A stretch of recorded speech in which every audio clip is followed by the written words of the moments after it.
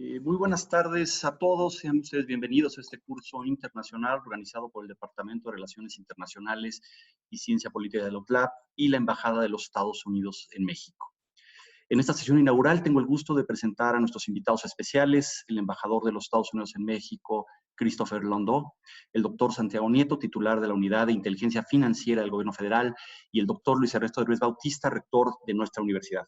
Embajador Landau, doctor Nieto, doctor Derbez, sean ustedes bienvenidos y muchas gracias por acompañarnos esta tarde a nuestra sesión inaugural.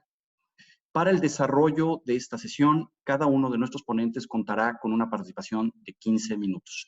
Posteriormente, abriremos un espacio de discusión entre todos los asistentes a esta sesión, pero para lo cual les solicitamos nos hagan llegar por escrito sus preguntas a través del chat y nosotros poder compartirlas a nuestros expositores.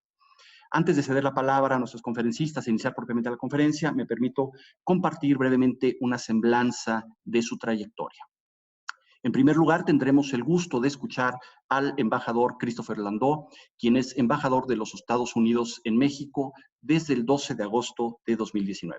El embajador cuenta con una licenciatura en Historia, summa cum laude por Harvard College, recibió su título de Juris Doctor, magna cum laude por la Escuela de Derecho de Harvard y ha sido copresidente de la Harvard Law Review por la misma institución. En su amplia trayectoria profesional se ha desarrollado en el Tribunal de Apelaciones del Distrito de Columbia, en la Suprema Corte de Justicia, ambas de los Estados Unidos. Fue presidenta de la práctica de apelaciones del despacho Kirkland & Ellis y desde 2018 se unió al despacho de abogados Quinn Emanuel Urquhart & Sullivan. Ha presentado 9 casos ante la Suprema Corte de Justicia de los Estados Unidos y ha presentado y debatido casos en todos los tribunales de apelaciones de los Estados Unidos. Sea usted bienvenido, señor embajador. El doctor Santiago Nieto, nuestro segundo expositor, es licenciado por la Universidad Autónoma de Querétaro y doctor en Derecho con mención honorífica por la División de Estudios de Posgrado de la Facultad de Derecho de la Universidad Nacional Autónoma de México. Tiene un máster internacional en Derecho Penal, Constitucional y Derechos en la Universidad Autónoma de Barcelona. Actualmente dirige la Unidad de Inteligencia Financiera del Gobierno Federal, pero asimismo, en su amplia trayectoria en el servicio público, ha sido fiscal especializado para la atención de delitos electorales de 2015 a 2017. Igualmente, fungió como presidente de la Sala Regional Toluca del Tribunal Electoral del Poder Judicial de la Federación. En el ámbito académico, ha sido investigador del Instituto de Investigaciones Jurídicas de la Universidad Nacional Autónoma de México, ha sido autor y coautor de libros, múltiples revistas académicas, diarios especializados en materia electoral y es miembro del Sistema Nacional de Investigadores Nivel 2. Sea usted también bienvenido, doctor Nieto. Finalmente, nuestro tercer expositor será el doctor Luis Ernesto Derbez Bautista, a quien saludo y también le doy la bienvenida, rector de nuestra universidad. El doctor Derbez es licenciado en Economía por la Universidad Autónoma de San Luis Potosí, maestro en Economía por la Universidad de Oregon y doctor en Economía por Iowa State University. Ha ocupado cargos importantes en el Banco Mundial y ha sido consultor de organismos internacionales como el Banco Interamericano de Desarrollo y tal vez, obviamente, es reconocido nacional e internacionalmente por su desempeño en el servicio público del gobierno federal, donde ha sido secretario de Economía entre 2000 y 2002 y secretario de Relaciones Exteriores entre 2003 y 2006. Es académico de número en la Academia Pontificia de Ciencias Sociales del Vaticano y en la Academia Mexicana de Derecho Internacional. Desde el 1 de abril de 2008 es rector de la Universidad de las Américas, Puebla. Quiero agradecer a nuestros ponentes por acompañarnos y compartir sus perspectivas sobre la relación bilateral entre México y los Estados Unidos. Embajador Landau, bienvenido nuevamente. Tiene usted la palabra. Pues muchísimas gracias, doctor Leclerc. Le agradezco esas palabras de introducción y déjenme reiterar que para mí es un enorme gusto estar de vuelta con ustedes, mis amigos de la Universidad de las Américas Puebla y especialmente con su rector, el doctor Luis Ernesto Derbez. Nosotros nos vimos allá en su bello campus en el mes de febrero. Me recibieron muy bien y realmente disfruté de ese encuentro y estoy seguro que voy a disfrutar de este encuentro hoy. Déjenme felicitarle de antemano por la labor académica que realizan y por continuar sus clases exitosamente de una manera virtual durante este periodo. Bueno, el título de esta conferencia es El futuro nos alcanzó, retos para América del Norte post-2020. Y espero que esto no sea el futuro, porque no me está gustando para nada El COVID sí que nos alcanzó y yo creo que es muy importante que tengamos este tipo de conferencia para platicar un poco de cómo tenemos que ya cambiar un poco nuestra forma de pensar y acostumbrarnos pues a una nueva realidad. A corto plazo, yo personalmente me he estado dando cuenta en estas últimas semanas, sobre todo, que esto va a continuar un buen rato más. Yo siempre me acuerdo en el mes de marzo, cuando comenzamos la cuarentena, nosotros ya desde el 18 de marzo estamos trabajando casi totalmente virtualmente en la embajada. O sea, damos servicios de emergencia, pero ya hacen más de 4 meses. Yo pensaba en ese momento que esto de quedarse en casa iba a durar 2 o 3 semanas. Jamás hubiera pensado que duraría 2 o 3 meses. Y estamos ya a 4 meses y todavía no estamos de vuelta. Estamos ya de una manera gradual comenzando a reabrir nuestras o a incrementar nuestro personal. Nunca cerramos, así que no es que estemos reabriendo, pero ha sido para mí y supongo para todos un proceso de ajuste a esta nueva realidad que cada día parece un poco distinta. Al comienzo mucha gente decía, eso no es más que una gripe, no es para tanto. Obviamente, bueno, casi todas las economías del mundo cerramos en gran parte. Pero yo creo para mí, me he dado cuenta en estas últimas semanas que esto va a continuar. Es posible que tengamos una vacuna, pero eso no es una cuestión de un día para el otro. Así que los retos de salud son de suma importancia, pero también, obviamente, los retos económicos y los retos políticos. En todo aspecto ha cambiado nuestras vidas como ninguna otra cosa en toda mi vida. Al comienzo me acuerdo que estuve muy triste porque tuvimos que cancelar una visita por Semana Santa a Guerrero. Yo estaba muy entusiasmado para esa visita con mi familia, pero realmente pensé que era una cuestión, no sabía que era algo de esta magnitud. Yo creo que ha tomado un rato, pero yo ahora entiendo que es algo que potencialmente va a cambiar para siempre en nuestras vidas. Vamos a ver, pero por ahora yo creo que tenemos que acostumbrarnos a la idea de que tenemos que ya volver a nuestras actividades normales en cuanto podamos, pero siempre de una manera distinta, siempre siguiendo protocolos sanitarios y pues es algo muy, muy distinto, pero las realidades básicas de la relación entre Estados Unidos y México y entre todos los países de Norteamérica, yo creo que no ha cambiado, pero las formas en que tenemos que tratar de resolver nuestros retos sí va a tener que cambiar.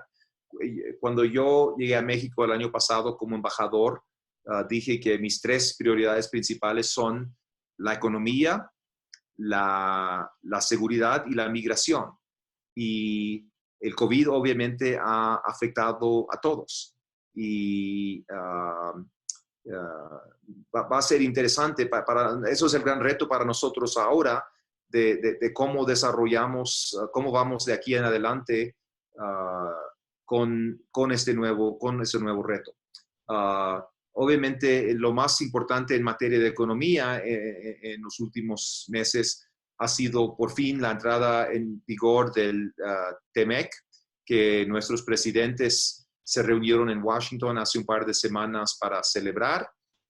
Y allá les puedo contar que mucho de la plática tenía que ver con el tema de cómo relocalizamos las inversiones en Norteamérica que se han ido hacia otras partes del mundo a través de los últimos 20, y pico de años, 30 años a lo mejor. Y yo creo que ahora la crisis económica que enfrentamos hace más crítico que nunca ese tema. Y creo que era muy importante que nuestros presidentes se conocieran y que tengan una relación personal. Nunca es lo mismo cuando uno conoce a una persona a través del teléfono solamente. Y entonces yo creo, para mí eso fue lo más importante, francamente, de la visita. No teníamos una agenda muy sustancial, pero yo creo la idea era realmente que se conocieran y que pudiéramos tener una visión general de cómo vamos a continuar nuestra colaboración en varios temas de aquí en adelante. Incluso en el tema de salud, obviamente es muy importante la cooperación porque en la salud, como en todos los otros temas, si uno de nuestros países le va mal, al otro también le va mal.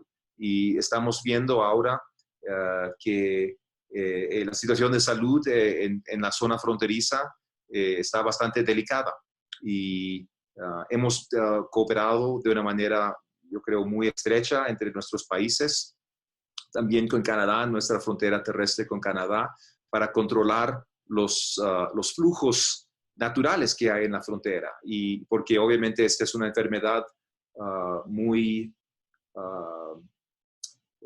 delicada, pues, o muy complicada, que se transmite muy fácilmente, y lo más importante es tratar de evitar las interacciones humanas que pueden llevar al contagio. Pero en esta zona fronteriza, esas comunidades son muy integradas en ambos lados de la frontera, que es un reto especial. También, obviamente, hoy nos va a hablar Santiago Nieto sobre algunos de los retos de seguridad que nosotros estamos siempre colaborando, pero tenemos que ya pensar en nuevas formas de colaborar porque la pandemia hace mucho más difícil alguna de la cooperación presencial, digamos.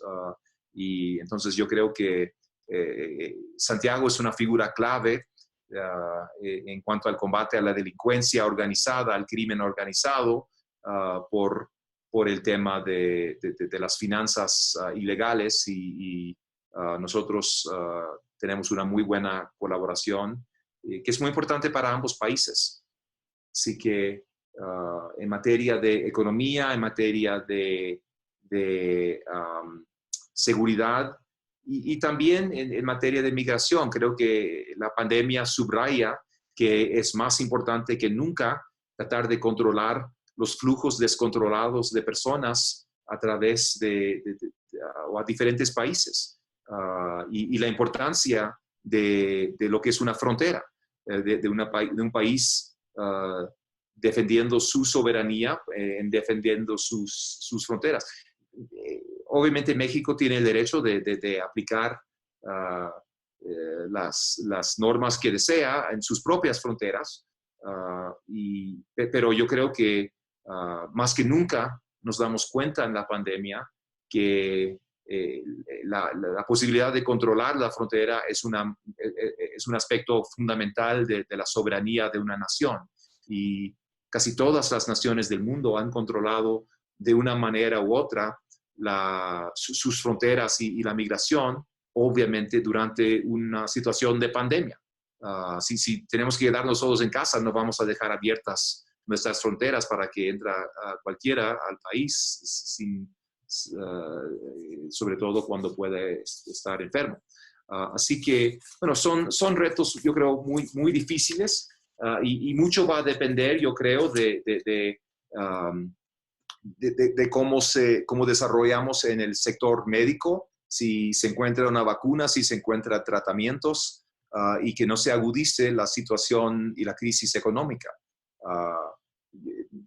Entonces, yo creo que el nuevo tratado, el TEMEC, nos da una base muy importante para construir una nueva relación, una relación fortalecida en el sector económico y comercial, y ojalá atraer más inversión a nuestra región, pero eso no va a pasar solo. y eso yo lo he subrayado ya en varias veces, en varias oportunidades, que nuestros países tienen que seguir políticas que atraen a la inversión y que fomenten el crecimiento económico. Y me parece que es más importante que nunca en estos momentos de una verdadera crisis económica que no hemos visto por muchos, muchos años.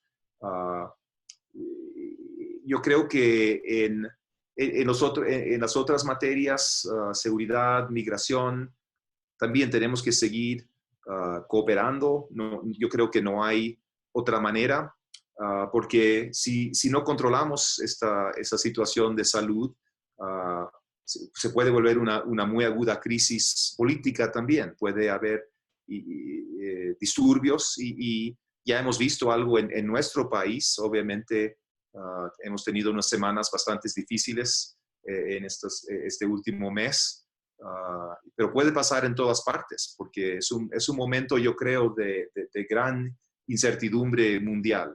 Y bueno, pues para mí es un placer estar con ustedes en esta conferencia hoy, y con mucho gusto trataré de contestar a sus preguntas y sostener un diálogo muy, muy abierto. Les agradezco mucho la invitación y es un gran honor, un placer estar con ustedes. Muchísimas gracias. Muchísimas gracias, embajador Landó. Es un gusto, como siempre, tenerlo con nosotros en UTLAP y poder escuchar sus comentarios. Cedo ahora la palabra al doctor Santiago Nieto. Doctor Nieto, nuevamente también bienvenido nuevamente a UTLAP. Es un gusto también poder recibirte y escuchar tus comentarios. Tienes ahora la palabra.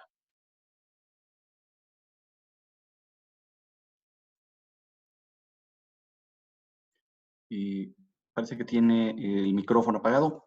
Ya está, ¿no? Sí, perfecto. Bueno, primero quisiera agradecer mucho a UTLAP la posibilidad de estar aquí con ustedes, muy honrado, agradeciendo mucho al maestro Gerardo Rodríguez, un conocedor de los temas de lavado de dinero y financiamiento del terrorismo, la invitación, lo mismo que al doctor Juan Antonio Leclerc, muchas gracias. Hemos estado haciendo cosas conjuntas que creo que han valido la pena para mejorar la calidad y sobre todo permitir que en este caso haya personas de la Unidad de Inteligencia Financiera que tengan la oportunidad de capacitarse con UTLAP. Siempre un honor estar con el embajador Christopher Landó. Creo que ha habido una enorme vocación por poder caminar de la mano en uno de los problemas que son centrales para el hemisferio, para el mundo, que tiene que ver con el combate a la delincuencia organizada.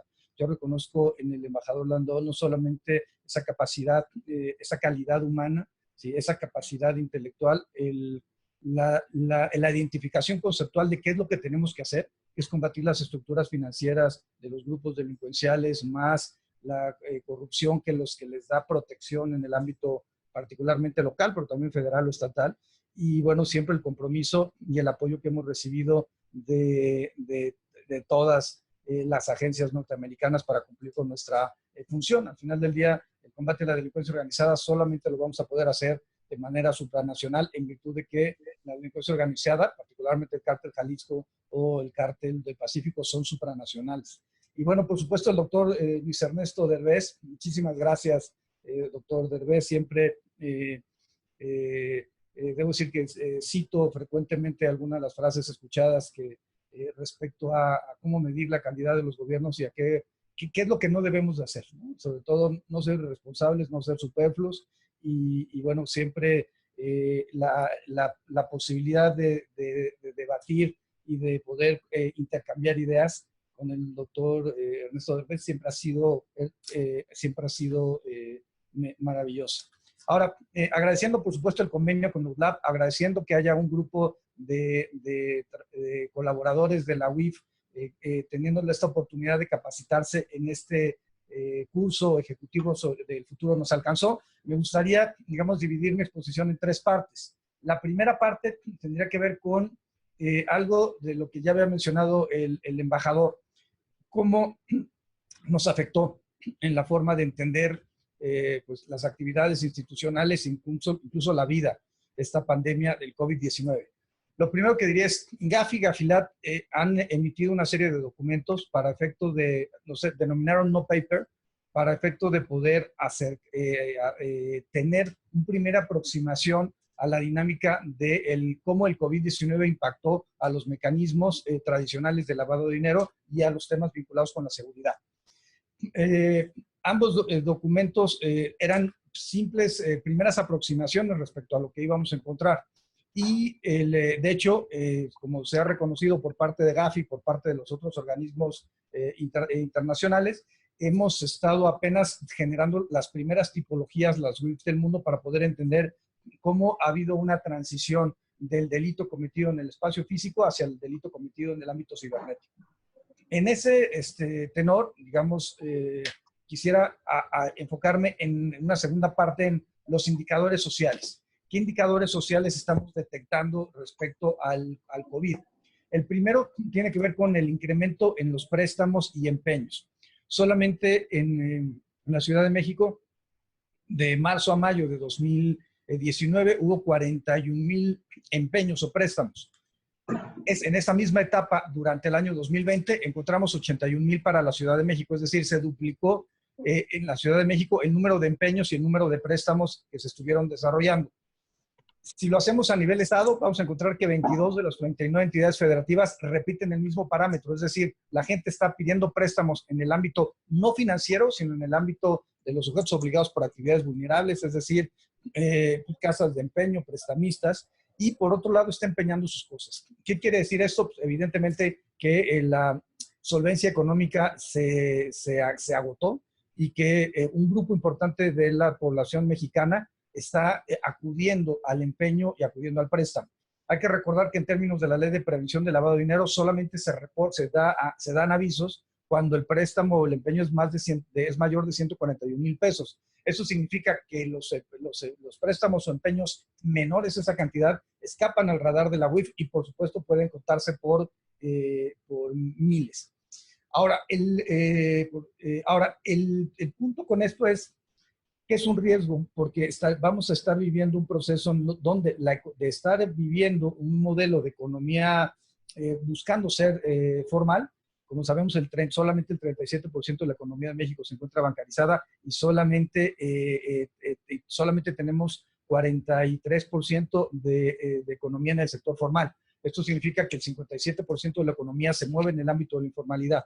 Un primer impacto, desde mi punto de vista, va a ser esto. Vamos a ver cómo se va a incrementar a través de este tema de préstamos, a través de este tema de empeños, cómo se va a incrementar la informalidad. ¿Qué tenemos que hacer? Políticas que permitan una mayor inclusión en el sistema financiero de forma automática y de forma inmediata para efecto de evitar estos temas que estamos verificando o viendo. Segundo tema, estamos viendo también un tema de incremento de los fraudes financieros en línea. Y esto tiene que ver con un tema pues, particularmente grave, creo yo, que es que al haberse detenido la actividad comercial física o disminuido la actividad comercial física, al haberse cerrado, así fuera por algunas semanas, fronteras, en este momento tenemos todavía espacios importantes del mundo donde no hay el tráfico ordinario que tuvimos y como dijo el embajador Landó, vamos a vivir con mecanismos o medidas mucho más fuertes de sanitización respecto a lo que estábamos acostumbrados. Y eso también implica de alguna forma pues, una no violación a la intimidad ni a la libertad de tránsito, pero sí también una restricción, unas condiciones de ejercicio de las libertades diferentes a las que teníamos antes. Ahora, ¿qué me preocupa aquí? Los fraudes financieros. Desde la generación de plataformas falsas para hacer citas para pasaportes hasta pues, la usurpación de identidad o la venta de productos milagrosos o la venta de pruebas falsas, se está desarrollando a partir de mecanismos de fraude financiero en línea. Un tercer tema tiene que ver con el tráfico de medicamentos, evidentemente, o la venta o de insumos médicos que no correspondan no solamente con los parámetros o los montos reales, es decir, el ejercicio del sobreprecio, donde podemos estar viendo un tema vinculado directamente con la corrupción, pero también por otro lado, pues la proliferación de personas que empiecen a desarrollar una actividad que no ordinariamente desarrollaban, puede ser venta de cubrebocas, venta de gel, venta de ventiladores, y esto nos genera una disminución en la calidad de los productos que se estén comercializando. Eso me lleva a un cuarto problema que, digamos, a un cuarto indicador, los ejercicios de acaparamiento. Así que muchas, con la finalidad de poder elevar los precios, se acaparen los productos por parte de ciertos productores y que esto no permita llegar a tener el acceso a nivel nacional de la cobertura necesaria de ciertos elementos. Un siguiente tema está relacionado con las organizaciones sin fines de lucro. Esto no solamente en términos de la propia recomendación 8 de Gafi, que ha pedido que México modifique su normatividad para poder prevenir que no existan operaciones de financiamiento del terrorismo a partir de organizaciones sin fines de lucro. Yo creo que este es un tema fundamental, si bien no tiene que ver con algo que se da en otras latitudes, como por ejemplo el Medio Oriente, lo que necesitamos es evitar que vía donaciones a las organizaciones sin fines de lucro, grupos delictivos como el narcotráfico, para el caso mexicano, empiecen a lavar dinero, incluyendo temas vinculados con la pandemia. Es decir, hemos visto ya varios casos de usurpación de identidad o de fraudes cibernéticos, donde la idea central para hacer ese tipo de fraude fue precisamente utilizar mecanismos o personas morales para la recepción de los recursos.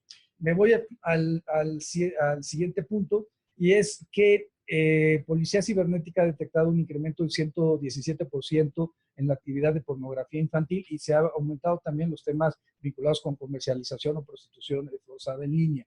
Creo que esta es una parte fundamental que hay que visibilizar como un indicador social negativo, y que, como todos los que acabo de mencionar, pero aquí hay una particularidad porque también tiene que ver con la violación de los derechos de las niñas, de los niños, de las mujeres, etcétera, etcétera. Aquí creo que el tema central es que como los niños, niñas se encuentran mucho tiempo ya en el espacio cibernético, ha ocurrido que empiezan a mandar fotografías, y estas son tomadas por los grupos de pederastas, y están comercializando esas fotografías. Tuvimos un caso recientemente lamentable, donde una niña había vendido fotografías suyas desnuda, engañada por un sujeto. Ahora, en ese contexto, digamos, cerraría esta parte y me iría bueno, faltaría un último tema de los indicadores sociales, y tiene que ver con los delitos cibernéticos, particularmente la instalación de malware, la usurpación de identidad, el phishing, que se ha estado presentando a lo largo de la pandemia, y que es uno de los temas que se tiene que combatir de mejor forma para poder evitar que tengamos víctimas o más víctimas en el ámbito financiero respecto a los nuevos condicionadores o nuevos indicadores sociales derivados de la pandemia que estamos reflejando y en este momento registrando y combatiendo. Eso me lleva a la tercera parte sobre los casos particulares. Hemos tenido casos de usurpación de identidad de funcionarios públicos, tanto desde una perspectiva general. La Secretaría del Bienestar se usurpó su identidad para efecto de emitir una serie de tarjetas en Chiapas, en donde se le pedía a las personas depositar 300 pesos en el OXXO, y con ello, bajo el argumento de que en esa tarjeta, una vez depositados los 300 pesos, iban ellos a recibir los programas de naturaleza social. Un segundo aspecto tuvo que ver con la usurpación de identidad de un legislador, en donde se le llegó a engañar a un empresario importante para hacer depósitos en una cuenta de una persona moral que no tenía nada que ver con el senador, para efecto de generar un fondo de apoyo para la investigación en el COVID. 20 millones fueron depositados en esa cuenta. Afortunadamente se pudo congelar de manera inmediata, que fuimos informados.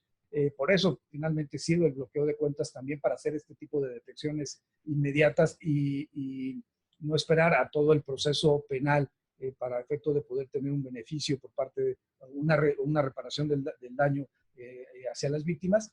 Y un tercer punto tuvo que ver, ya lo referí, la pornografía infantil. Un cuarto punto tiene que ver con corrupción en el ámbito público para contrataciones. Y bueno, y el último punto que hemos estado viendo también es la venta de estos productos milagrosos o la venta de medicamentos o de insumos médicos falsos.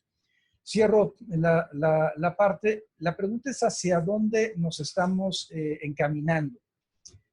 Yo creo que el tema central va a tener que ver con ir evolucionando en la consecución de una vacuna. Hay 77 países que han generado este acercamiento para poder tener de manera uniforme una política que permita conseguir una vacuna que pueda generar la mejora en las condiciones de salud en el mundo.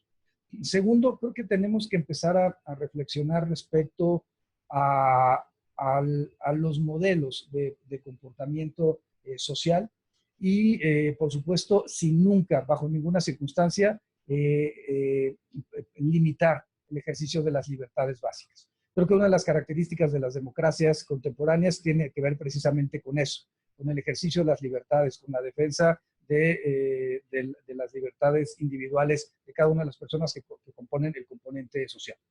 Hay que ver que también lo cierto es que la pandemia nos ha arrojado dos visiones geopolíticas del tema. Uno, el respeto a los derechos, que creo que es la parte central de cualquier sistema democrático, y el otro, un grupo más autoritario en donde las decisiones se toman de una forma más directorial por parte de los gobiernos. Las naciones federales, por la propia naturaleza, vamos avanzando hacia un modelo que permita un mayor ejercicio de las propias decisiones estatales y mayor ejercicio de la libertad, pero creo que esta discusión va a ser una discusión fundamental. Finalmente, yo, digamos, cerraría mi participación señalando pues la importancia de que no se politice un tema tan fundamental como la salud. La salud o la seguridad no pueden ni deben tener partido político y creo que las diferencias que puedan existir entre un sector o entre gobernadores y personas de las presidencias municipales o el gobierno federal debe ser superado. La pluralidad es una de las características de la democracia. Es importante que discutamos en términos de pluralidad, pero creo que lo fundamental es que en temas de salud o en temas de seguridad no podemos anteponer los intereses partidistas o políticos a el beneficio de la sociedad en su conjunto. Pues por mi parte es todo, doctor Leclerc, y muchas gracias por la invitación. Muchísimas gracias, doctor Santiago Nieto. Un gusto escucharte nuevamente. Y vamos a cerrar nuestra ronda de participaciones de nuestros ponentes con la intervención de nuestro rector, el doctor Luis Ernesto Derbez. Doctor Derbez, bienvenido a LAUTLAB nuevamente. Un gusto recibirlo en este evento del Departamento de Relaciones Internacionales y Ciencia Política. Tiene usted la palabra. Muchas gracias a todos. Y bueno, un agradecimiento efectivamente tanto al embajador Landó, que estuvo aquí en febrero y vino para cerrarnos después de esto, porque a partir de marzo ya no hemos podido estar en el campus. Y por supuesto, a Santiago Nieto, muchísimas gracias por estar con nosotros, pero particularmente por este acuerdo que tenemos con ustedes para formar personas que estén preocupadas de que los fraudes en este tipo de naturaleza como el que estamos revisando no se den. Yo quisiera empezar mi presentación hablando un poquitito de lo que un autor que no es muy conocido en México, pero que es un hombre bastante importante en el sector de los negocios, se llama Ruchir Sharma, escribió recientemente, acaba de sacar un libro, en 2016 sacó un libro que se llamaba Los 10 reglas para que una nación sea exitosa, y acaba de sacar uno en el que está reduciendo el número de reglas. Y hay 4 en particular que me parecen importantes para poner lo que es el marco hacia dónde queremos llegar. La primera, dice él, se requiere para que un país sea verdaderamente exitoso, que tenga un gobierno eficaz y eficiente, que sea eficaz en lo que ejecuta y eficiente en la manera como lo lleva a cabo. Pero segundo, dice, también se requiere, y las grandes naciones, las que han tenido hasta el momento el éxito, son naciones que tienen bajo endeudamiento. Y esta máxima se está rompiendo por todos lados, porque todas las naciones en este momento han sentido esta necesidad de incrementar los gastos para poder salir de la crisis en que nos puso la pandemia, la crisis económica, y México en eso ha hecho un trabajo distinto. México ha tomado la decisión de que no va a generar un endeudamiento, así como lo están haciendo naciones como en este caso Estados Unidos o las naciones europeas, aún China y otras partes del mundo. El tercero que él dice es, se requiere que haya excelencia en la educación, excelencia educativa. Si no tenemos un sistema educativo de excelencia, no vamos a tener una nación de excelencia. Y por lo tanto, la inversión en educación es uno de los grandes rubros que tendríamos que llevar a cabo. El cuarto punto que me parece muy interesante es lo que él llama la capacidad del sistema económico para desarrollar las nuevas industrias tecnológicas, que van a ser las fuertes y las básicas en el siglo XXI. Con esos 4 puntos en mente, yo quisiera pasar a 4 puntos que también quiero presentar. El primero de ellos es, ¿qué está ocurriendo en Europa? Lo que acabamos de observar el día de ayer en Europa es algo maravilloso. Es la concepción de los europeos de que a pesar de la pandemia, o quizá como resultado de la pandemia, es fundamental continuar el proceso de integración que ellos han llevado a cabo. Y por primera ocasión, un país que había sido resistente al concepto de integración y de lo que se llama la mutualización de la deuda, aceptó hacerlo. Y ese país se llama Alemania. Ese cambio de lo que fue el concepto fundamental lo han comparado muchas gentes, y yo entre ellas, a lo que ocurrió en Estados Unidos de América, cuando Hamilton, como secretario del Tesoro, convence al Congreso norteamericano de que es importante no seguir pensando en deudas individuales estatales, sino entrar al concepto de una deuda nacional. Y como resultado de eso, cambia completamente todo lo que es la concepción fiscal de los Estados Unidos. Este concepto, digo, la mayor parte de la gente conoce a Hamilton por el musical, que ahora incluso ya lo estamos sacando en streaming, pero la verdad es que Hamilton fue un genio realmente de las finanzas públicas, del concepto de lo que debe ser una nación cuando se integra. Y es uno de los grandes integradores del concepto federal de los Estados Unidos. En ese contexto, lo que estamos observando en Europa es un cambio similar. Los europeos finalmente rompen una barrera que había impedido el proceso de integración correcto de la Unión Europea. Y esta es la mutualización de la deuda, como le llaman ellos, que es tener una deuda general de la Unión Europea en lugar de deudas individuales de los diferentes países. Acaban de sacar un programa espectacular. Es un programa en el cual se piensa que el plan de recuperación económica tiene que ser financiado por todos los países y distribuido a los que tengan el mayor impacto por lo que ocurrió por la pandemia de coronavirus. Y esto se repite el concepto de lo que se conocía, ahora ya les llaman los países tacaños, aunque en realidad son los países austeros, los países que durante mucho tiempo habían intentado no endeudarse y que no creen en el concepto de la deuda como parte del proceso de crecimiento. Estos países que en este momento están representados fundamentalmente por Holanda y por Austria, aunque son 4 las naciones que están ahí, rompen porque los forza la combinación de Francia y Alemania, rompen el concepto de que no vamos a tener una deuda, le voy a llamar así, aunque no es cierto, federal. Y lo que causa por primera ocasión este movimiento es un endeudamiento federal de los 27 países, a través de los cuales se van a colocar 750,000 millones de euros como parte de un proceso que va a permitir financiar la recuperación de los 27 países de la Unión Europea. Y para que verdaderamente funcione, hacen algo que es fundamental. Lo primero que hacen es decir, y parte de lo que vamos a devolver van a ser subsidios que van a ser entregados a aquellas naciones que más han sufrido el impacto negativo de la pandemia del COVID-19, y además también vamos a otorgar deuda en condiciones muy favorables que no sería factible conseguir para naciones como Italia en este momento, la misma Grecia, etcétera, y que es endeudamiento a tasas de interés muy bajas, porque van a estar bajo el concepto de que quien garantiza ese endeudamiento no es la nación propiamente, sino el conjunto de las 27 naciones que conforman la Unión Europea. Este cambio es esencial. El 2020, el destino nos alcanzó, ocurriría negativamente si no entendiéramos que lo que nos manda como mensaje la pandemia no es el convertirnos en naciones individualistas, no es alegar fundamentalmente que es la soberanía nacional la que debe primar, sino que lo que se requiere es un conjunto de reglas que nos permitan lo contrario exactamente, que nos permitan integrarnos como naciones. Europa manda, por lo tanto, un mensaje fundamental al mundo, y el mensaje es: el proceso de globalización requiere la integración de naciones en aspectos como el que acabo de mencionar. El tercer punto que nos causa esto es que el proceso de integración que continúa en Europa y el surgimiento de China como un verdadero hegemón, un país con 1.400 millones de habitantes, que representa en sí mismo mucho más como región que lo que representaría la Unión Europea o la región norteamericana, manda otro mensaje, y es: en la geopolítica que se está componiendo en el mundo, ya no existe el concepto de una nación poderosa, a menos que tengas el tamaño que en este momento tiene China en población y en desarrollo económico que está planteando.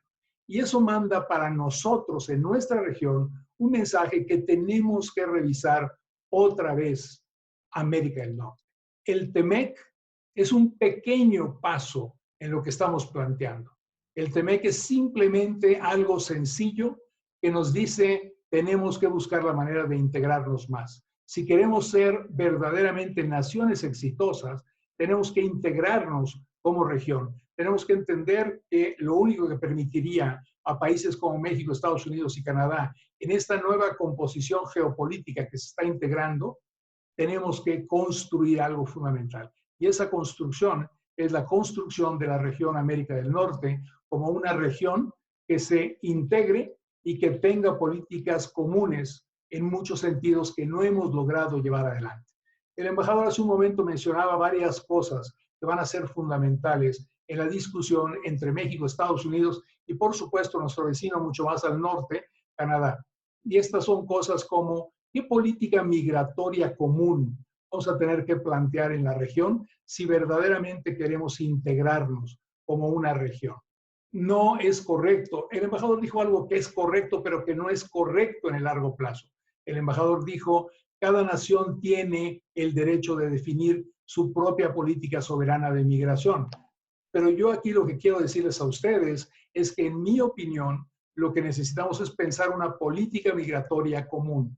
Y esa política migratoria común, curiosamente, se ha dado mucho más en este periodo porque la capacidad que ha tenido el presidente López Obrador para aceptar una política en la cual se controle el flujo de migrantes centroamericanos y, por lo tanto, se ponga orden, como dijo el embajador, en todo este proceso migratorio que antes era desordenado, nos tiene que llevar un paso más allá, nos tiene que llevar a definir una política común de migración.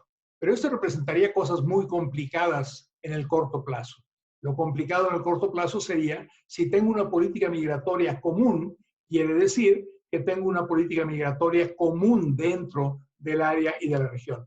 Y eso nos lleva a lo que está ocurriendo o estuvo ocurriendo y ahora tiene que regresar en Europa, que fue una política de movimiento de personas a lo largo de toda la región de una manera natural. Esa es una política migratoria interna común y una política migratoria externa común vis-a-vis el resto de los países que no sean parte de esta integración de una zona norteamericana. La otra cosa que va a ser muy importante es seguridad. No podemos continuar los Estados Unidos y México en este momento sin tener una política común de seguridad. No suena natural, yo lo sé, no es fácil decirlo, pero finalmente la única manera en que vamos a poder enfrentarnos a esta delincuencia organizada, que es multinacional y por lo tanto representa algo muy superior a la capacidad propia de cada una de las naciones, es también pensar en una política de seguridad que sea común entre, particularmente en este momento, Centroamérica, México, Estados Unidos. Pero Canadá no puede quedar fuera de esto si queremos tener una región integrada. Esto es lo que yo estoy viendo para más allá del 2020 en este contexto. También, ¿por qué es importante? Porque entonces se constituiría geopolíticamente en el mundo 3 grandes regiones, o quizá 4, si incluimos India, que poco a poco se va a convertir en esa otra gran región de producción, de población, de crecimiento en el mundo.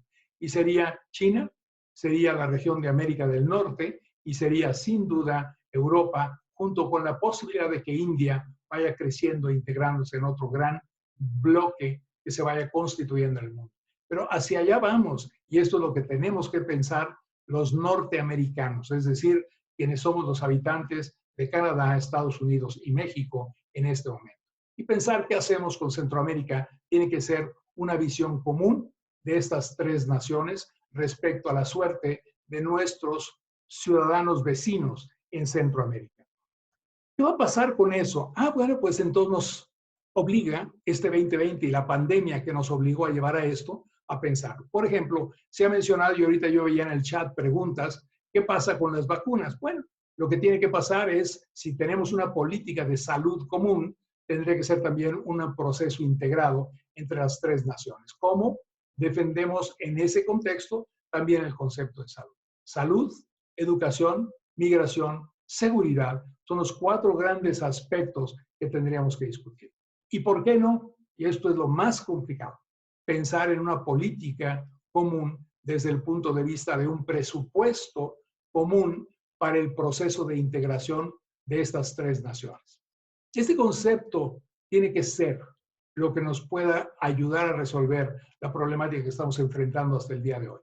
Si no entendemos esto, si no tenemos esta visión de que solamente en un proceso real de integración, una región en la que tenemos a 35, 38, 40 millones de canadienses, 340, 350 millones de norteamericanos en Estados Unidos y 130 millones de norteamericanos en México, si no entendemos que nos tenemos que integrar como región, vamos a perder la batalla de la competitividad y de la fuerza geopolítica que solamente como región integrada podemos tener.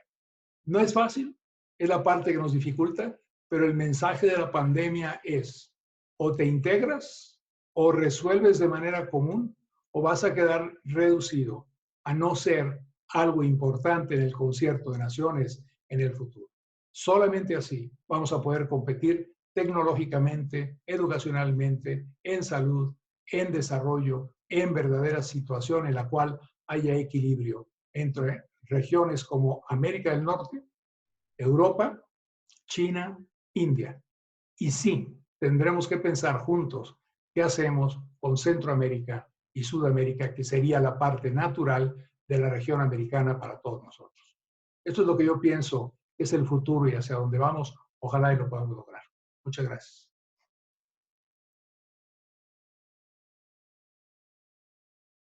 Muchísimas gracias, doctor Derbez, por su participación, y con esto abriremos un espacio para responder algunas de las inquietudes. Ya hay muchísimas preguntas, son preguntas muy diferentes. Lo que trataré de hacer es integrarlas para poder tener una respuesta de nuestros ponentes a las principales preocupaciones, iniciando primero con uno de los temas que ha generado tal vez la mayor cantidad de inquietudes, que tiene que ver justamente con la tendencia a regionalización económica. Hay alguien que cita expresamente un freno a la globalización y refiere a la regionalización, y se vinculan muchas de las preguntas particularmente con los efectos esperados con el TEMEC. En este sentido, algunas de las preguntas mencionan específicamente cómo podrá el TEMEC específicamente contribuir a una mayor integración económica regional, considerando diferencias entre los tres países que conforman la región. Hay también preocupaciones sobre cómo el TEMEC puede ayudar a tener una mayor competencia como región con la emergencia de otros blocos comerciales, como es el caso específicamente China o la Unión Europea. Hay también preguntas, algunas que refieren específicamente a algunos sectores. Hay mucho interés en preguntar qué va a ocurrir con el TEMEC y la integración económica, específicamente en el mercado energético, en el sector de la propiedad industrial, y cómo los órganos reguladores pueden contribuir a esto, o si lo van a inhibir, cuál es el rol en este sentido de integración de los órganos reguladores. Y hay una serie de preguntas al respecto de el rol del TEMEC para recuperar económicamente a la región especialmente después de las consecuencias destructivas en la producción económica, los mercados, el empleo derivados de la pandemia. Finalmente, también hay varias preguntas que muestran su preocupación por las consecuencias de la inseguridad y inestabilidad vinculada, especialmente en el caso mexicano, y cómo va a impactar esto en el desarrollo y funcionamiento del TEMEC. Si quieren, les dejo estas preguntas generales para que ustedes puedan tomar una respuesta general o enfocar alguna de estas perspectivas. Y posteriormente, en una segunda ronda, si les parece bien, tomaría algunas de las preguntas mucho más enfocadas al problema de la seguridad, que es otro de los grandes temas a los que están refiriendo mucho nuestros participantes. Si están de acuerdo, podemos retomar las preguntas en el orden en el que participaron y le daría la palabra al embajador Christopher Landó. Gracias. Yo diría que el TEMEC son dos cosas a la vez. Obviamente, en un sentido muy literal, es un acuerdo muy comprensivo. El presidente Trump le regaló al presidente López Obrador en la oficina Oval una copia del TEMEC. Yo jamás lo había visto como un libro, pero realmente es así de grueso como un libro, es un libro de un buen tamaño. Yo supongo que nadie lo ha leído de un principio al fin, entonces, esas son cosas muy específicas. Hay varios capítulos con todos sus subcapítulos y hay toda una cantidad de reglas que tratan de pues, poner orden al comercio entre nuestros países y un poco poner las reglas del juego para los inversores y mantener estos vínculos económicos que se han convertido tan importantes en los últimos años. Pero a otro nivel, el TEMEC es algo, yo creo, francamente más importante, que es un compromiso que Estados Unidos y México y Canadá, los tres grandes países de Norteamérica, estamos en un mismo equipo. Y eso me parece muy importante, que nuestros futuros económicos están muy entrelazados. Esto va más allá de exactamente las palabras y todas las partes individuales del TEMEC. Es algo mucho más grande. Yo no creo que es algo tan grande como yo pienso que quisiera el estimado doctor Derbez, porque creo que tenemos que comenzar nuestra colaboración y cooperación económica es la base de una relación muy buena entre nuestros países, pero no veo un modelo como el modelo europeo para América del Norte. Creo que tenemos culturas muy distintas, historias muy distintas. Lo tiene en Europa también, pero hay muchos problemas con ese modelo. Así que eso lo podríamos discutir, si ese modelo de una Europa integrada es algo positivo o negativo. Pero por ahora yo creo que el TEMEC es importante porque da certidumbre, sobre todo, a las inversiones en esta región. Y yo creo que crea, como yo dije antes, crea la base para más integración económica y colaboración e inversión entre nuestros países. Y eso es lo que siempre están buscando los inversionistas. Buscan saber que sus inversiones, que no se les van a cambiar las reglas del juego después. Así que para mí es algo imprescindible. Realmente me parece algo que mucha gente no esperaba, que llegáramos a este punto con el presidente Trump en Estados Unidos y el presidente López Obrador aquí, ambos críticos del Tratado de Libre Comercio original, pero yo creo que ambos, no sé si cambiaron o si tuvieron que rendirse ante una realidad de la importancia de esta relación económica era tiempo de ya revisar algunos de los compromisos y yo creo que nos pone una base muy importante para continuar a fortalecer nuestros vínculos económicos, pero también es importante destacar que el TEMEC en sí mismo no va a generar más inversiones y crecimiento económico. Ambos países o los tres países tenemos que seguir con políticas públicas que pues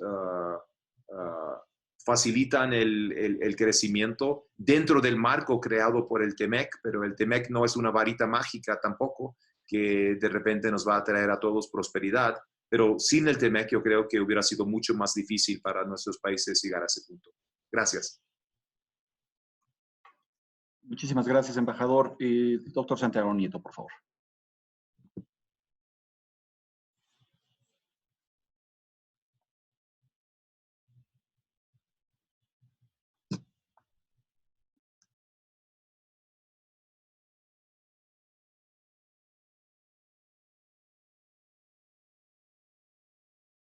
Me parece que no está abierto el micrófono del doctor Nieto. Perdón, Sí. perdón, ya. Adelante, Ya, por favor, Santiago. Otra vez. Bueno, a ver, yo creo que primero respecto al TEMEC, creo que es un paso fundamental. Coincido con lo que se ha planteado aquí, necesitamos ir avanzando en la conformación de un bloque de América del Norte, a pesar de, digamos, las diferencias culturales y a pesar de, digamos, de las diferencias lingüísticas que pudieran haber. Al final del día, creo que si partimos de la premisa de que todos los sistemas jurídicos en el mundo se están acercando, los sistemas económicos se han unificado, creo que debemos de partir de ese modelo de espacio fuerte unificado pues nos va a permitir tener una mayor competitividad. Pienso incluso en los ámbitos de mi competencia, que es el derecho. Al final del día, nosotros formamos una parte de la tradición del civil law, mientras Estados Unidos lo hace del common law. Bueno, Luisiana, en alguna época de su desarrollo histórico, también formó parte del civil law. El tema es que los sistemas al final van uniéndose. Vi una pregunta vinculada con derechos fundamentales, con derechos humanos. Lo cierto es que al final las cortes están resolviendo temas similares en nuestros tres países. Y creo que también el modelo digamos, de integración, pienso en este libro ya clásico de hace algunos años de Francis Fukuyama, de cómo del modelo de la democracia y la libertad del mercado habían terminado por vencer.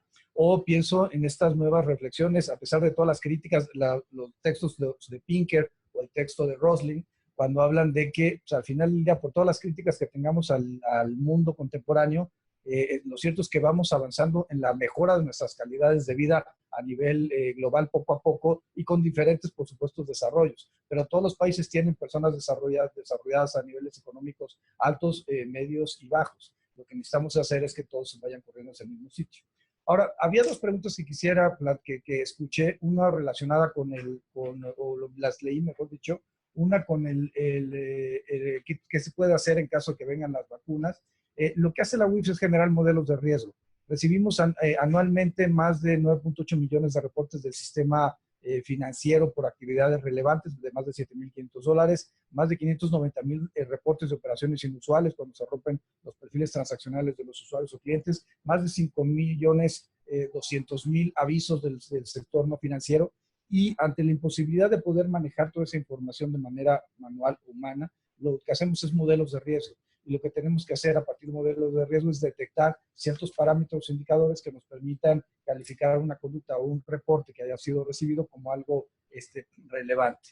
Yo creo que el reto, digamos, para adelante es efectivamente combatir a la delincuencia organizada desde una perspectiva supranacional, entender que los países no pueden vivir aislados, sino que tenemos que generar ciertas coaliciones para efecto de poder enfrentar retos futuros. Y por supuesto, creo que el futuro de América del Norte pasa precisamente por eso, por limitar a los grupos de la delincuencia organizada, poder desterrar o reducir todos los casos o los elementos de corrupción que se encuentren y por supuesto dar ¿cómo decirlo? Que todos los inversionistas, los consorcios jurídicos, las empresas, etcétera, sepan que no va a haber variaciones en los costos de transacción a partir de la operación de los tribunales locales y, por supuesto, de la generación de los paneles de comercio. Hay un tema nada más que sí me gustaría tocar, se hablaba algo sobre los retos de financiamiento al terrorismo. Yo lo que diría es que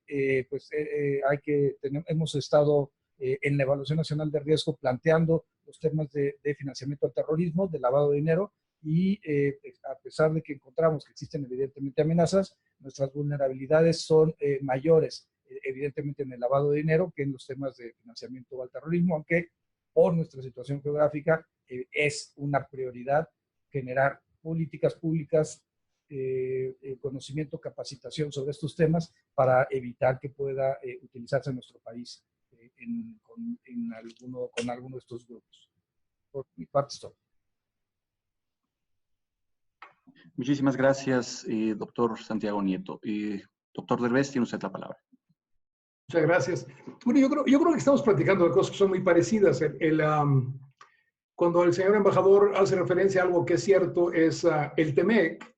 En realidad, yo no veo al presidente Trump como alguien que no lo quería, al contrario. Yo veo al presidente Trump como alguien que quería el TEMEC. Lo que hizo en su planteamiento el presidente Trump fue: no me gusta el TELECAN, es el peor acuerdo que ha firmado Estados Unidos. Y esa es una frase que lo dice, que lo plantea, y en lugar de eso hay que construir otro tratado. Es decir, el presidente Trump nunca, esa es mi opinión, embajador, espero que no lo ofenda a usted, pero el presidente Trump no dice que no quiere un tratado, lo que dice es que el tratado anterior era un tratado muy malo y que teníamos que sustituirlo con un buen tratado. Y ese tratado es el TEMEC, que costó trabajo sacarlo, eso es cierto, pero la verdad es que fue la intención del gobierno de Estados Unidos que se renegociara el TELECAN y se convirtiera en el TEMEC. Lo que ocurre en ese caso es que algo que para mí es muy interesante será cuando el presidente Trump forza a la renegociación del Tratado de Libre Comercio para convertirlo en el TEMEC, que está vigente el día de hoy, se logran varias cosas que no habían podido lograrse en el TELECAN original.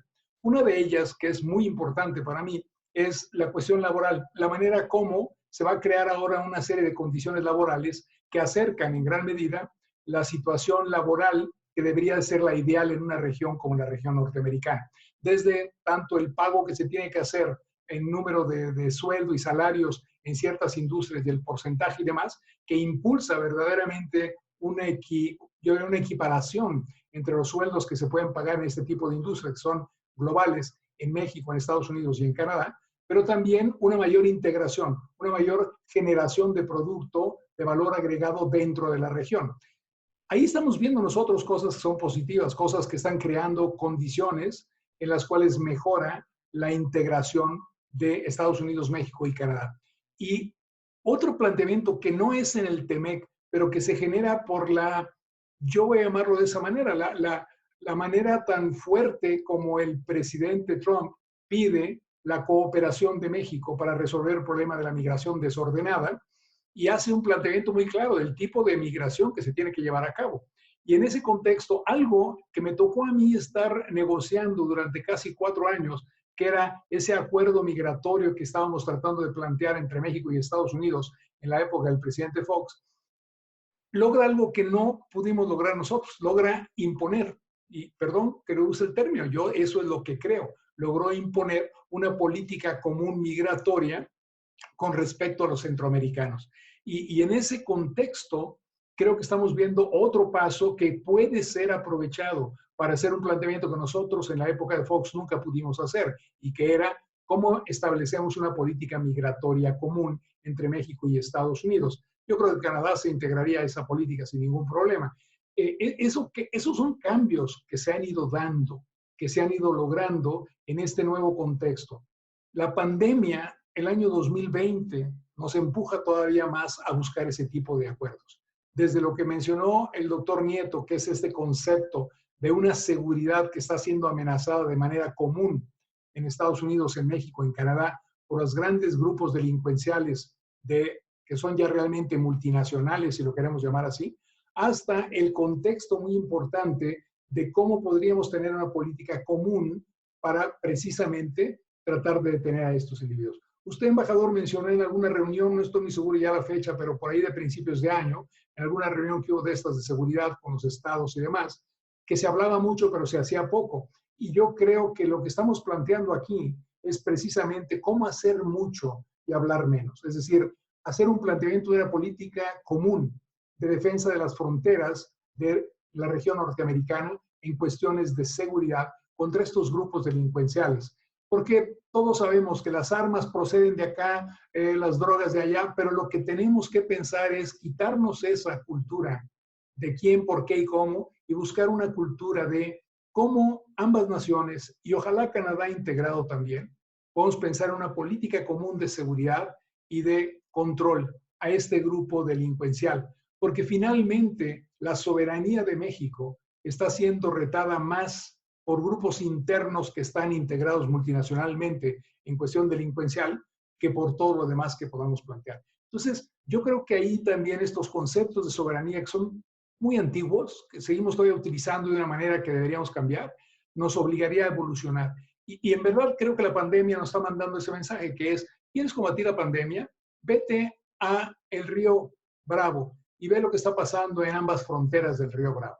Ve lo que está ocurriendo en términos del impacto de la pandemia en esas regiones del sur de Estados Unidos y norte de México. Y díganme si no sería mejor tener una política común entre México y Estados Unidos de cómo ir ahí y verdaderamente atacar lo que está siendo un gran flagelo para toda la zona fronteriza México-Estados Unidos y que es el flagelo del COVID-19 y el impacto que está teniendo en las poblaciones fronterizas, porque no tenemos políticas coordinadas, pero sí tenemos movimiento. Aunque hay esta no movimiento en la frontera que no sea necesario, el hecho es que sigue habiendo un movimiento entre México y Estados Unidos en esas fronteras y necesitamos ahí una política común para atender la pandemia del COVID entre México y Estados Unidos. Es el tipo de pequeños pasos que podríamos ir logrando y si los pudiéramos plantear conjuntamente, empezaríamos a crear condiciones para una integración posterior. Ya las tenemos en la parte del TEMEC, ya las tenemos en parte con lo que ha ocurrido en migración. Creo que podemos ir avanzando en eso. Un último ejemplo, en educación. En educación, por ponerlo como ejemplo, creo que sería fundamental un acuerdo México-Estados Unidos mucho más fuerte, mucho más poderoso, para que, por lo menos a nivel de las altas universidades, se generan condiciones en las cuales hubiera un mucho mayor intercambio de estudiantes en universidades mexicanas, universidades americanas, que permitiera más integración, más conocimiento y la mentalidad de una visión común y no una visión separada entre nuestras naciones. Es un poquito, ya sé que soy idealista, soñador y todo lo demás, pero si no hacemos esos planteamientos, no hemos aprendido nada y mucho menos de lo que nos enseñó esta pandemia. Muchísimas gracias, doctor Derbez. Tenemos todavía tiempo para conversar sobre algunos temas. Un segundo bloque de inquietudes se centra muchísimo en el tema de la seguridad. Algunas se enfocan a la cooperación contra el crimen organizado, el fraude ante el eventual surgimiento de vacunas, algo que ya se ha discutido. Pero adicionalmente hay preguntas sobre la cooperación futura para regular delitos cibernéticos, fraude financiero o la erupción de criptomonedas. Hay también inquietudes sobre cómo mejorar las sinergias para controlar el tráfico de armas alrededor de la frontera, cómo el TEMEC va a contribuir a reducir la corrupción en diferentes sectores y en la política bilateral. De igual forma, cómo puede mejorarse la cooperación en materia de protección a los derechos humanos y derechos de los migrantes. Y me gustaría cerrar con una pregunta que se lanzó ahí generalmente, si en esta idea de profundizar la integración regional no necesitamos hablar de integración político y social y no solamente en materia económica. Nuevamente les cedo la palabra a nuestros participantes. Embajador Landó, tiene usted la palabra. Gracias. En materia de seguridad, estoy completamente de acuerdo con el doctor Derbez y el doctor Nieto, que tenemos que profundizar la cooperación. Ese ha sido uno de mis máximas prioridades desde mi llegada.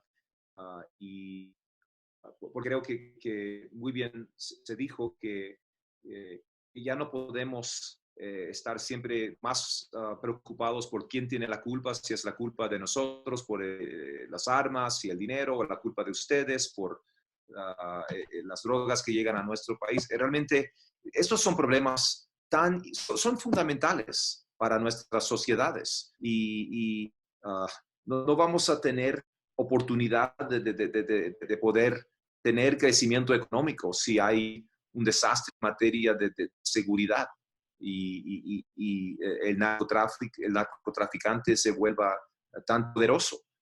Yo creo que para mí es una situación muy frustrante porque yo creo que en ambos países deberíamos de reconocer la importancia de este reto y por eso me frustra mucho porque, como lo dijo el doctor Derbez, yo durante una conferencia hace algunos meses dije, mire, estoy tan frustrado porque estoy viendo la agenda de una reunión con sobre el mismo tema hace 10 años y no hemos progresado en nada. Hemos estado hablando 10 años sobre esos mismos temas. Y yo creo que, bueno, es algo que hay que reconocer que es un tema complicado, que tiene muchas facetas. Como Santiago es encargado de la inteligencia financiera, que es algo absolutamente fundamental, porque si esto es toda una cuestión de dinero, es un negocio después del todo. Entonces, si la gente no recibe el dinero, ahí se muere el negocio. Yo creo que hay que proceder en varios frentes a la vez. El dinero, las armas, pero también la interdicción de drogas y obviamente control sobre la demanda de drogas, que obviamente es un grave problema en nuestro país, pero es un problema creciente en México también. Pero la pandemia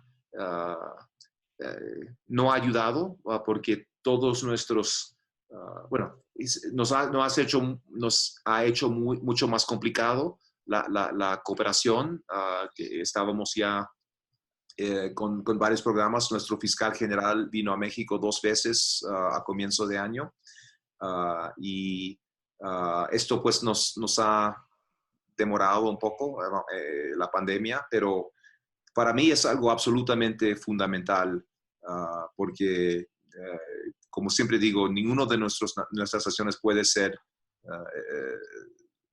segura si la otra no lo es. Gracias. Muchísimas gracias nuevamente, embajador Landó. Doctor Santiago Nieto, por favor, pues su segunda participación en esta ronda de preguntas.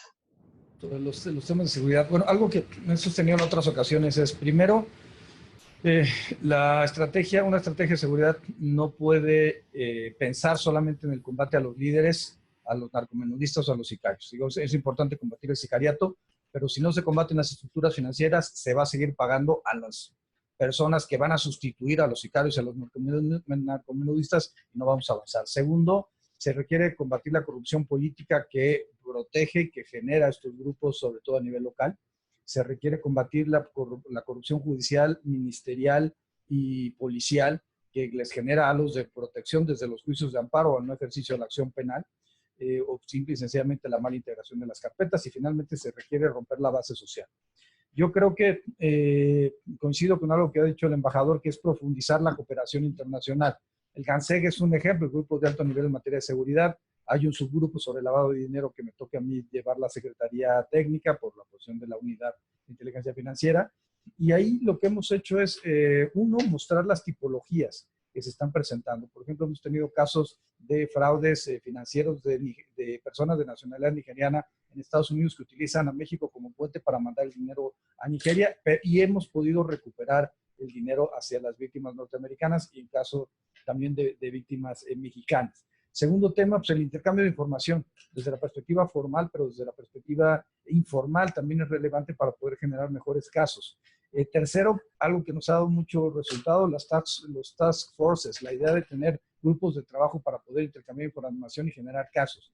yo soy de la idea que la parte de prevención, de capacitación, de concientización es importante. Sin embargo, si queremos realmente combatir la corrupción, la impunidad, a la delincuencia organizada, es a partir de casos, es a partir de llevar a la gente ante los tribunales. Hay dos, y creo que y hay otro tema que me parece fundamental, que es el intercambio de bienes. Estamos a avanzar en esa materia para efecto de poder hacer una compartición de los bienes derivados de las actividades delincuenciales a partir de los decomisos en uno y otro lado de la frontera, para efecto de poder no solamente cumplir el estándar internacional de Gafi, sino también poder desarticular la parte central o los beneficios de estos grupos. Y quiero poner como un ejemplo el operativo Agave Azul. El operativo Agave Azul se trabajó con las instancias de seguridad del Estado mexicano, pero también con agencias norteamericanas de forma conjunta. Intercambiamos la información que teníamos unos y otros a partir de confianza. La confianza se va construyendo a micras y se puede romper a pasos agigantados. Y por tanto lo que hicimos fue confiar, intercambiar información, generar casos y al final del día pues, cumplir con nuestros objetivos institucionales de uno y otro lado de la frontera. Fue un golpe de 1,000 millones de pesos, pero sobre todo de identificación de personas morales que habían movido o circulado en uno y otro lado de la frontera miles de millones de dólares. Yo creo que el camino es ese. No hay otra opción más que la cooperación. Muchísimas gracias, doctor Nieto. Doctor Derbez, le toca cerrar con su comentario la sesión de hoy por la tarde. Muchas gracias. Yo nada más quiero decir algo. Lo que nos está mandando el mensaje, tanto el TEMEC como la situación de la pandemia, como lo que estamos observando en la frontera, etcétera, es algo fundamental y es todo proceso de integración tiene que darse paso a paso. El gran problema de los procesos de integración es cuando queremos pegar un brinco. Hace un momento se comentó si podríamos, o hubo una pregunta por ahí en un chat, si podríamos crear una estructura política. No, porque no es el primer paso que debemos llevar a cabo. El primer paso realmente es, ¿cuáles son mis elementos comunes? El elemento común que tengo es el económico, ¿correcto? El TEMEC me da una serie de estructuras que van a permitir mejorar, por lo tanto, ampliar incluso lo que previamente se había quedado fuera, como es el comercio virtual, como lo es la cuestión de derechos de propiedad, la manera como estamos platicando. Y pongo un ejemplo que para mí es muy importante. Una cosa que deberíamos estar buscando Estados Unidos y México es cómo desarrollamos en la parte energética, no los hidrocarburos, sino de qué manera México y Estados Unidos podrían trabajar conjuntamente en ir creando las condiciones de estas fuentes alternas de energía, que son parte de la solución al problema ecológico que estamos enfrentando, pero también es una realidad del siglo XXI, particularmente a medida que nos vayamos adentrando en los años posteriores. En lugar de estar discutiendo lo que está pasando tanto en nuestro país como en el resto del mundo en cuestión de hidrocarburos, deberíamos irnos por cómo podemos conjuntamente ir creando las condiciones del desarrollo de las nuevas fuentes de energía, de los nuevos vehículos que tienen que existir, que deben ser eléctricos. Y si pusiéramos eso como metas comunes y trabajáramos, encontraríamos que se pueden hacer muchas cosas conjuntas y comunes que le van a permitir a la región fortalecerse e ir creando lo que hace un momento el doctor Nieto mencionó, esa sensación de confianza entre una nación y la otra, una serie de habitantes y los otros. Buscar ese tipo de elementos, buscar cómo podemos hacer, por ejemplo, una estructura educacional en la cual podríamos llegar incluso a conclusiones de que vale la pena educar hasta, y no estoy diciendo que esto sea lo que hay que hacer, pero hasta maestría en México, y luego vamos inventando un proceso en el cual todos nuestros estudiantes y los estudiantes americanos podamos terminar en universidades de muy alto nivel para que vayamos teniendo un conocimiento conjunto común a nivel de doctorados. Eso se puede tratar en forma elitista, esa es la palabra. Hace un momento una persona decía, pues otra vez va a haber nada más unos cuantos que van a obtener los beneficios. No, porque de lo que se trata es de formar gente que pueda posteriormente crear condiciones comunes de crecimiento, desarrollo y preocupación social. ¿Cómo hacerlo? Esa es la parte en donde lo que más nos molesta es lo que podríamos empezar. Seguridad, migración, integración económica, particularmente en industrias que en este momento son industrias importantes para los dos países o los tres países. Siempre dejamos fuera al pobre de Canadá en nuestro acuerdo comercial, pero no hay que olvidarlo, hay que pensar cómo integramos más a Canadá. En ese contexto, Pongámonos metas que sean sencillas. El TEMEC resolvió muchos problemas. Creó otros, sin duda, pero generó muchas soluciones a problemas que antes no se habían determinado. La parte laboral para mí es importante. La parte de integración económica es importante porque crea condiciones que pueden ser utilizadas para un mayor crecimiento de ambas naciones. Estas cosas son las que tenemos que plantear. Y creo yo que el destino nos alcanzó cuando le pusieron ese título, que no sé quién se lo habrá puesto, pero cuando dicen que en 2020 nos alcanzó el destino, es porque nos está obligando a recapacitar como conjunto de naciones, las tres, qué es lo que tenemos que hacer si queremos que América del Norte siga siendo una región relevante en el concierto geopolítico en los próximos 40 años, 50 años. Porque China no se está deteniendo. China está creciendo, está empujando, está creando las condiciones para convertirse en el hegemón. Pero el gran problema de China es que es una nación autoritaria. Es una nación en la cual el derecho y la ley no necesariamente, y lo acaba de demostrar con esta ley que acaba de imponer en Hong Kong, pasándose y atropellando un acuerdo internacional, además depositado en Naciones Unidas, y diciendo cosas como las que dijo el Ministerio de Relaciones Exteriores de China.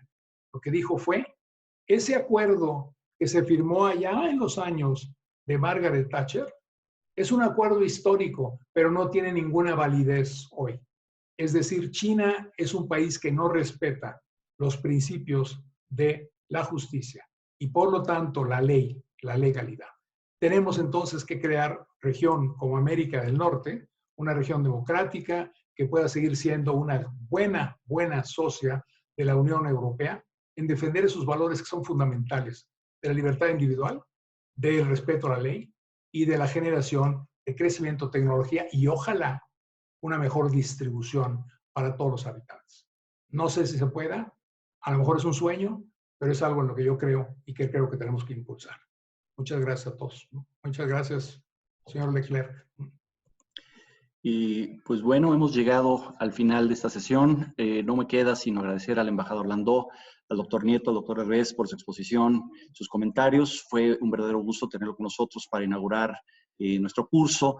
Quiero agradecer antes de despedirnos a TV UTLAP por hacer posible la transmisión de esta conferencia, a todos los que colaboran arduamente para poder hacer llegarles a ustedes esta señal. A nombre del Departamento de Relaciones Internacionales y Ciencia Política de la UTLAP y de la Embajada de los Estados Unidos en México, les agradecemos a todos los participantes también su asistencia y sus preguntas. Muy buenas tardes a todos.